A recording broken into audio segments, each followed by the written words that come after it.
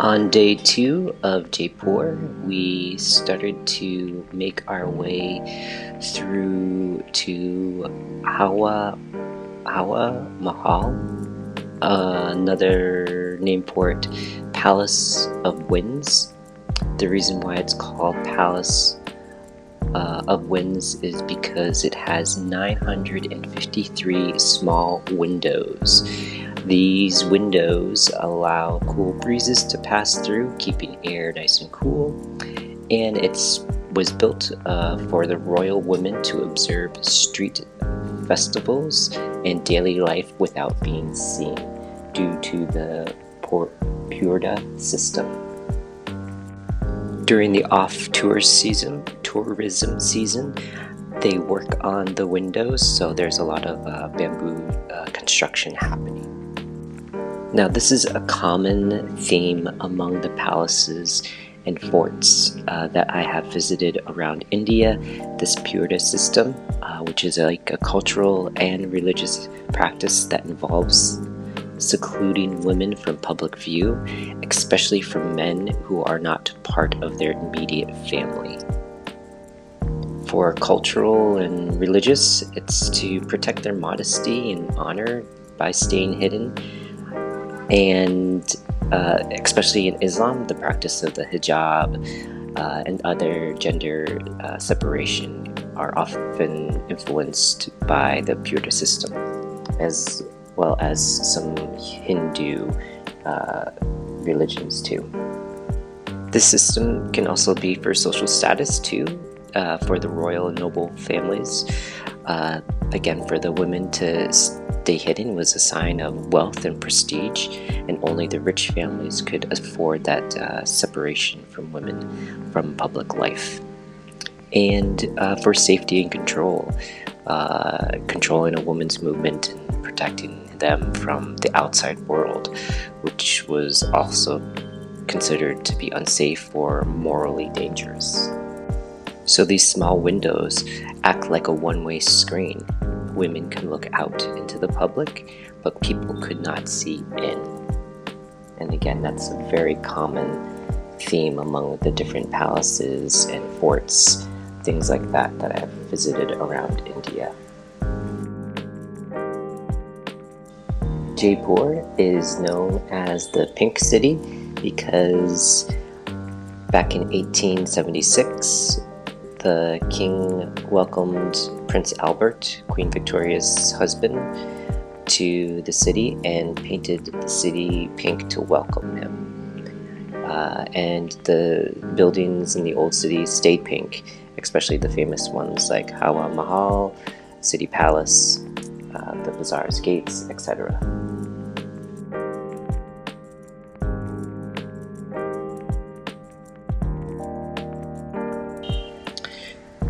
So Amber Palace or Amber Fort is located near Jaipur. It was built in 1592 by Raja Man Singh I, a trusted general of the Mughal Emperor Akbar, and it of course expanded in later rulers. This fort palace is made of red stone and white marble. A lot of the white marble coming from around the Rajasthan area. This fort has a big city wall, a lake around it as well. In the past, I believe the lake did have some crocodiles in it. This fort also has like a mirror palace, a room where there are many different tiny mirrors at work to like sparkle like stars. Has a beautiful gate with paintings and carvings. A lot of these places now don't have any more of the jewels like rubies, sapphires, just because people have taken them from the past and present, so they just kind of got rid of them all. But you can still see the indentations or some of the marked off places where they still have them. There is also a secret tunnel connecting this fort to another fort in case of danger. There were many different rulers and emperors. One in particular that stood out was Manho Singh the First. He is famous for just being a really huge person. He was like 6'3" or 6'6" or something like that, and weighed over 550 pounds. He had these really big pants, so a lot of these big doors and entrances were made particularly for him as well. What's also interesting too about these different forts is the different doorways. Some are tall and some are short. Some being short for you having to bow to lower your head and for the royalty. Jal Mahal is also known as the Water Palace.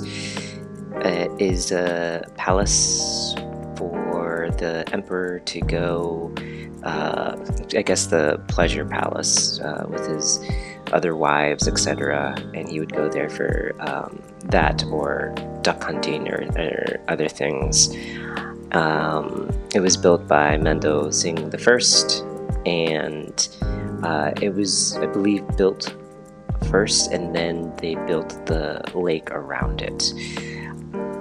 You cannot go inside of it, although I believe that my tour guide said within the next 5 to 10 years a company did buy it, so they are going to turn it into a hotel. Made a quick stop at some fabric printing press with stamps, which was very cool to see it in person. Reminded me a lot of the batiks in Indonesia and their style of printing.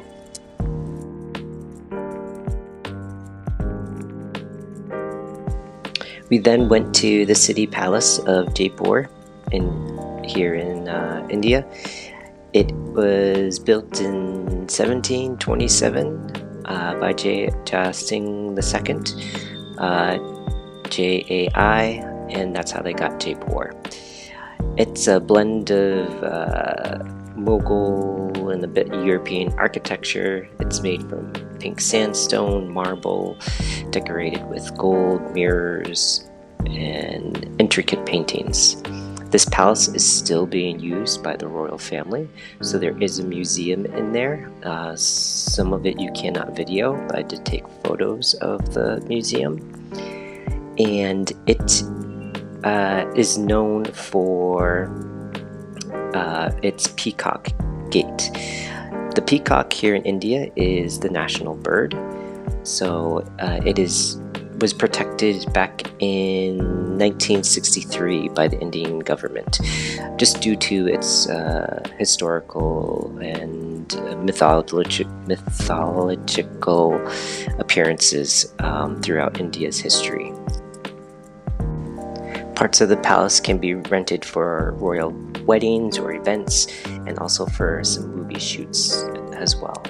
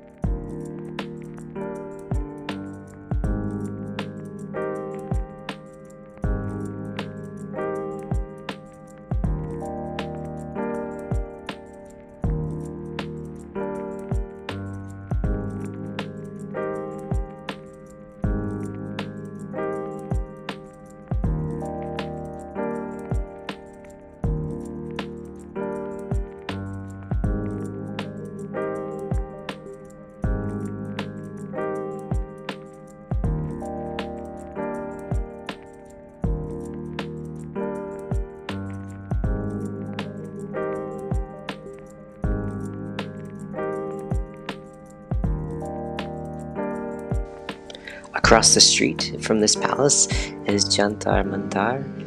It's a historical astronomical observatory built in the 18th century.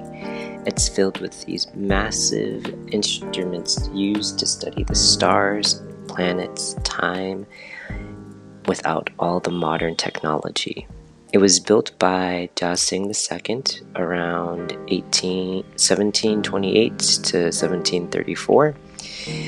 Because Jai Singh was a science lover and astronomer who wanted to measure time and predict eclipses and track stars with extreme precision.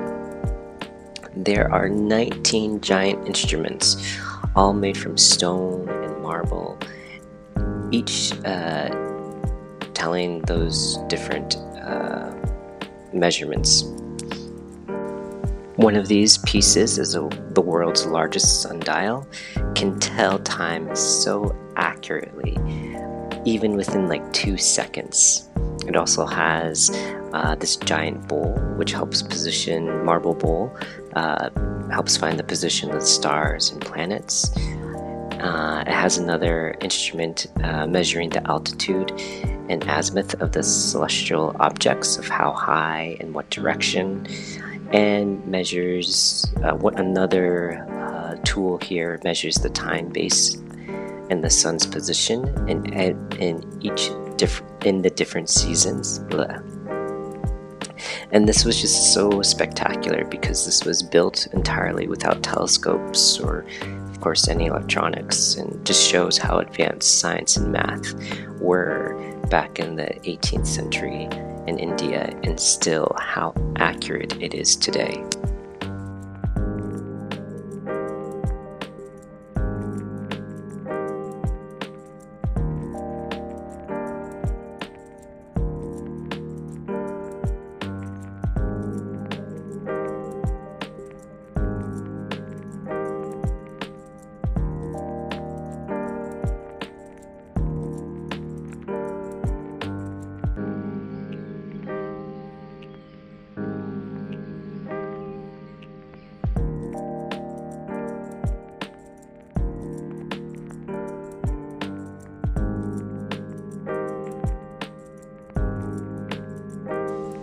There's a lot to do in Jaipur. It's such a fun city to explore and has so many different historical sites, so many places that you can visit even outside the city too.